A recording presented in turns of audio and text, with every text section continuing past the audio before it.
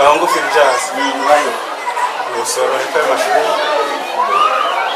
Nkuko muvyumviye uwo n'umwidondoro w'abantu batatu bari bahejeje gufatana inkoho zibiri n'ibizu bine vyazo vyuzuye amasasu, bakaba bari bagizwe n'abagabo babiri n'umugore umwe bafatiwe muri quartier ya Busoro komine Kanyosha ni ngaha mu gisagara ca Bujumbura. Esperance Ndagijimana ariyemerera ko izo nkoho zafatiwe mu nzi we, ati yazizaniwe na musaza we ziri mu gisandugu ariko atazi biriyo. Musitanteri wa Kanyosha ati abashaka guhungabanya umutekano ni bacire birarura, agasaba abanyagihugu kudoma urutoke kuri abo bose biketse. Ubutumwa twagomba gutanga ni ubutumwa bubiri.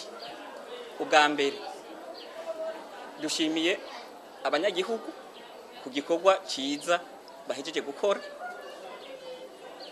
cyo gucungera umutekano nkuko twavyiyemeje kandi nkuko twabivuganye mu manama twama tugirana imisi yose iyo hariho amanama, na cyane cyane tukashimira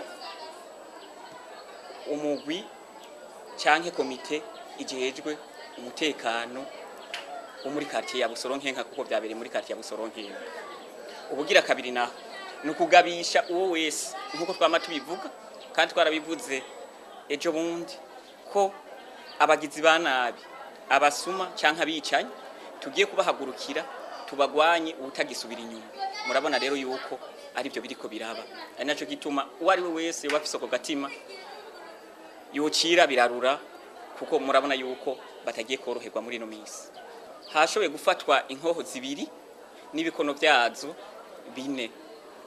Mu Kanyosha nta bantu bariho bavuye muri Kongo, mugabe ico tubona coce nuko hariho utugwi duto tw'abasuma, utwo natwe tugize imisi tutugwanya kandi twaduhagurukiye n'ikimenyamenya. Murabona yuko abanyagihugu n'ukuri tubakengurukiye kunyifato bariko barerekana muri kino gihe.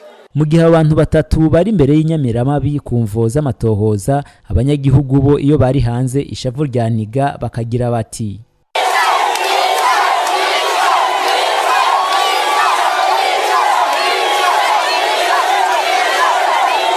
ngo naho biruko musitanteri wa komine Kanyosha Audu Abraham Bampoye akaba yamenyesheje ko umutekano muri komine ya Kanyosha ngo wifashe neza.